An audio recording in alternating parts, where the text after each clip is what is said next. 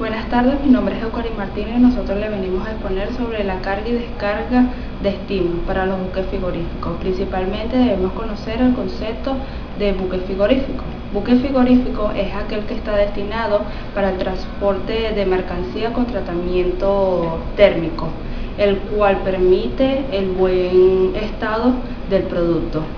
Este tratamiento térmico se basa en la congelación o refrigeración, que esto va oscilando de los 12 grados a menos 30 grados Celsius. El buque siempre tiene una característica del cual tiene que tener el color blanco para que no le peguen los rayos del sol para que se mantenga la carga refrigerada. A continuación vamos a ver sobre la explicación. En cuanto a la estructura, suelen diseñarse entre 3 y 5 bodegas, con un tamaño entre 90 y 150 metros de eslora. Las bodegas están divididas en un plan y en varios entrepuentes, generalmente 2. Si el buque o el barco se ha diseñado para el transporte de la carga refrigerada como fruta, verdura, etc., sus curvas y líneas son finas para permitir alcanzar una velocidad hasta 18 y 21 nudos. Esto es debido a las características del producto. Al tratarse de una mercancía viva y precedera, la velocidad del buque juega un papel muy importante en este comercio. Sin embargo, para aquellos buques destinados al transporte de mercancía congelada, la velocidad no es un factor tan importante, ya que la mercancía está muerta y congelada. Debemos de saber su historia. Hace más de un siglo que el hombre usa el método de la congelación para evitar que los alimentos como carnes, pescado o aves de corral se descompongan y poder así preservarlos en buen estado durante un largo periodo de tiempo. Con el auge de las granjas de ovino y vacuno en el sur de América, en Nueva Zelanda y Australia, se tenía que desarrollar algún sistema para poder transportar toda esa mercancía hacia la demandante Europa. En 1876, el ingeniero francés Charles Taylor, inventor del frigorífico, acondicionó un buque de vapor para transportar por primera vez mercancía refrigerada por medio del mecanismo. El buque recibió el nombre de Frigorifique y transportó carne congelada desde Buenos Aires en Argentina hasta Rouen en Francia. El transporte frigorífico fue evolucionando de manera que a los principios del siglo XIX se había botado más de 150 buques especializados. Ahora hablemos del comercio actual. Realicé un esquema el cual debemos de seguir las flechas para ver su continuidad. El comercio del transporte marítimo frigorífico ha alcanzado más de 150 millones de toneladas y representa un 5% del comercio marítimo internacional. Prevenciones indican que el transporte de la carga refrigerada verá un incremento en aquellos países productores de alimentos refrigerados. El incremento no es debido a la flota frigorífica, sino al uso de contenedores frigoríficos. La flota refrigerada especializada ha sufrido un descenso en los números de buques. En la última década hubo una reducción de más de 800 buques, sin embargo el número de contenedores ha aumentado. En la última década se ha producido un tránsito de transporte de productos congelados de buques frigoríficos a contenedores.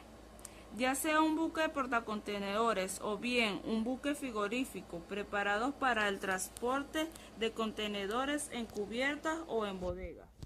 Un porcentaje considerable de la flota de buques frigoríficos los componen los mercantes de las empresas. Las normativas. A diferencia de otros tipos de buques mercantes, Para los buques frigoríficos no hay normativas específicas existentes. Ha de cumplir las normativas internacionales establecidas por la OMI, SOLAS, MARPOL, etc. y las establecidas por la Sociedad de Clasificación, como por ejemplo la Lloyd's Register. Fue la primera sociedad en establecer las primeras reglas sobre la refrigeración marina en 1889. En función de las rutas de los buques, hay diferentes normativas referentes a los productos congelados y refrigerados. Por lo tanto, a nivel nacional como internacional, por ejemplo, los departamentos de agricultura de los diferentes países establecen diferentes normativas de la aplicación nacional. Cabe destacar que estas normativas no son exclusivas ni aplicables al transporte marítimo frigorífico, sino aplicables a todos los ámbitos de transporte terrestre y manipulación en la tierra, etc.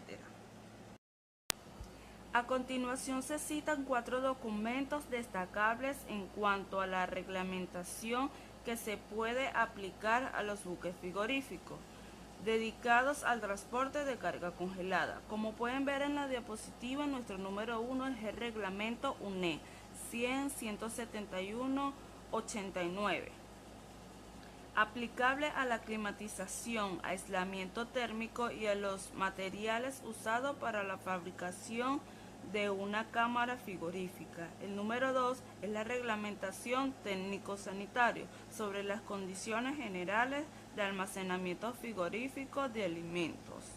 El número 3, con Protocolo de Montreal de 1989. Es un tratado internacional diseñado para la protección de la capa de ozono, reduciendo la protección y el consumo de sustancias que reaccionen con el ozono y destruyan la capa, entre ellas el freón, un compuesto usado en los sistemas de frío de los buques frigoríficos. El número 4 es el Código de Prácticas para la elaboración y manipulación de los alimentos congelados rápidamente.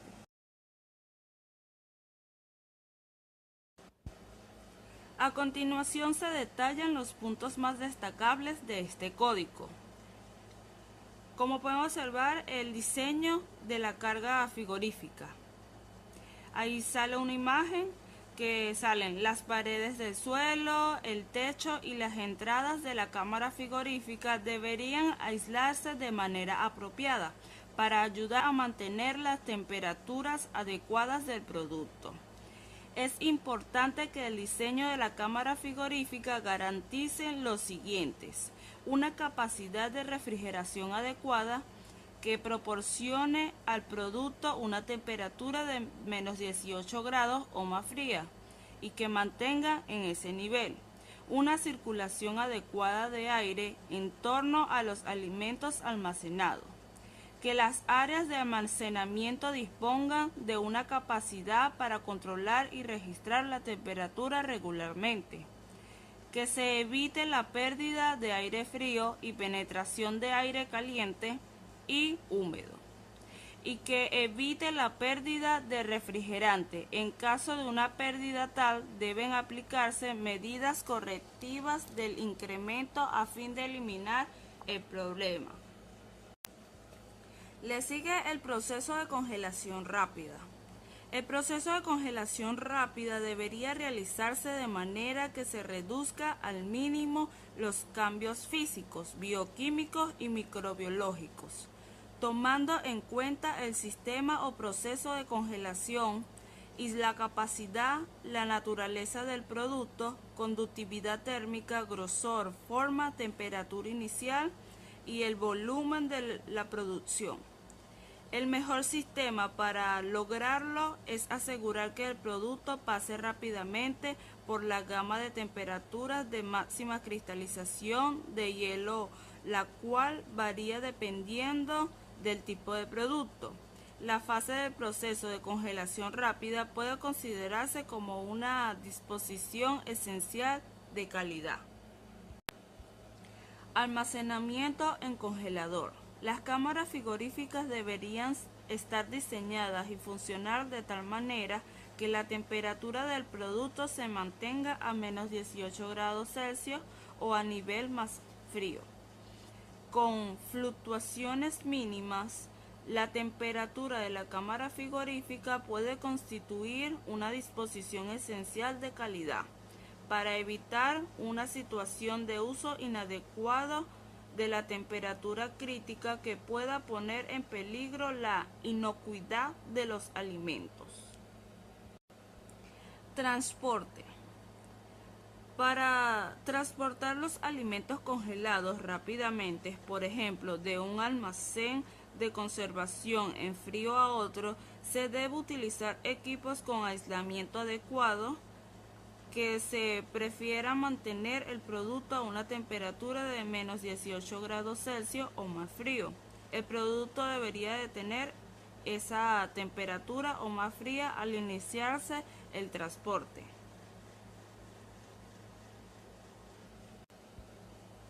Por último, los puntos de transbordo. Se debería presentar atención al fin de que el traslado de los alimentos congelados rápidamente de la cámara frigorífica al vehículo o al contenedor.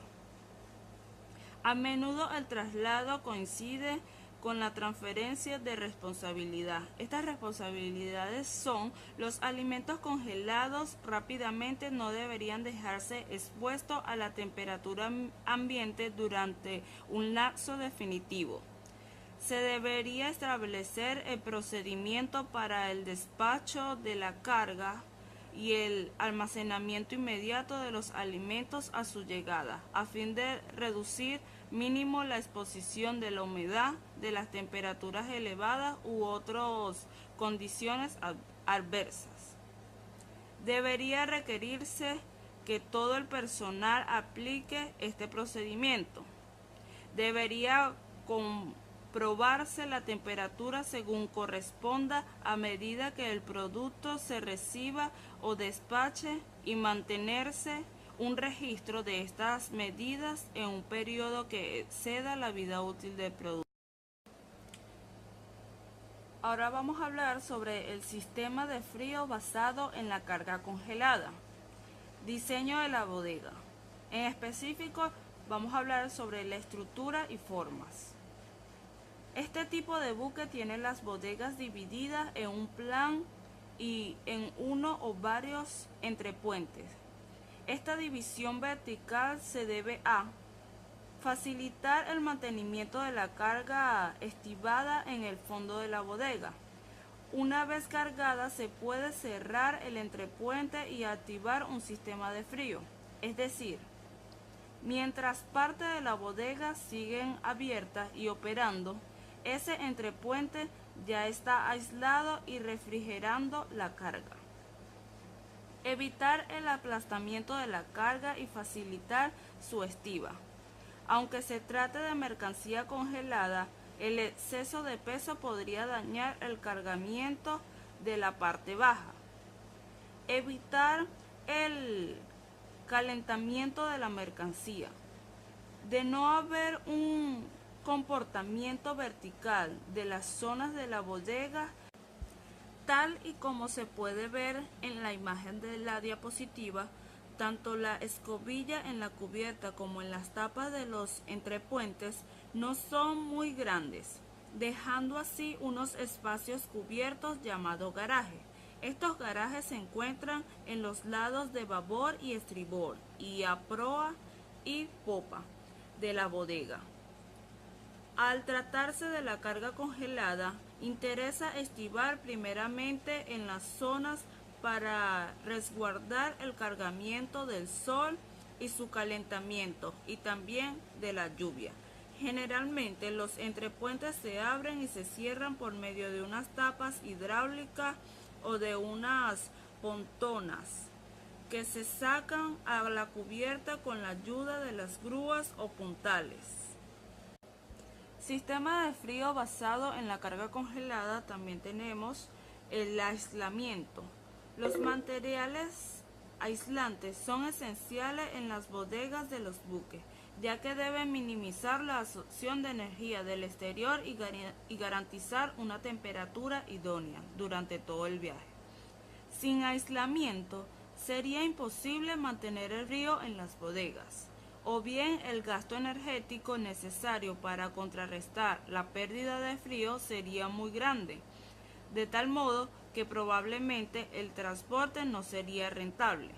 Por lo tanto, el aislamiento tiene unas funciones triples: facilitar el mantenimiento de la temperatura en el interior de las bodegas y tuberías, evitando que la entrada de calor del exterior. Obtener un ahorro energético debido a las cámaras frigoríficas no se calienten, no hay necesidad de generar frío del necesario.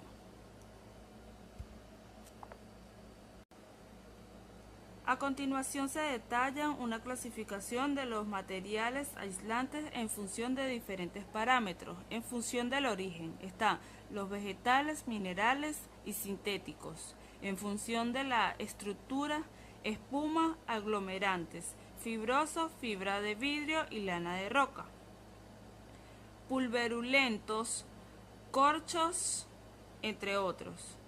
En función de la temperatura están retractores a más de 800 grados Celsius, ordinarios menos de 800 grados Celsius y semirrefractorios, fibra de cerámica alrededor de los 800 grados Celsius. En función de la normativa UNE 100-171-89 está el BA, que es el material en barrera antivapor, el MIT, que es materiales inorgánicos celulares, el MIF, que son los materiales inorgánicos fibrosos divididos en flexibles.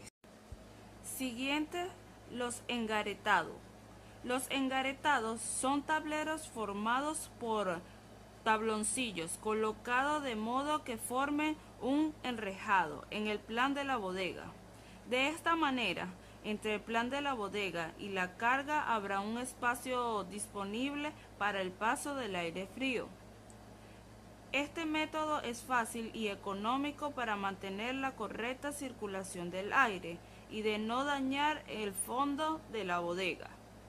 Podemos encontrarnos con dos tipos de engaretados, fijos y móviles.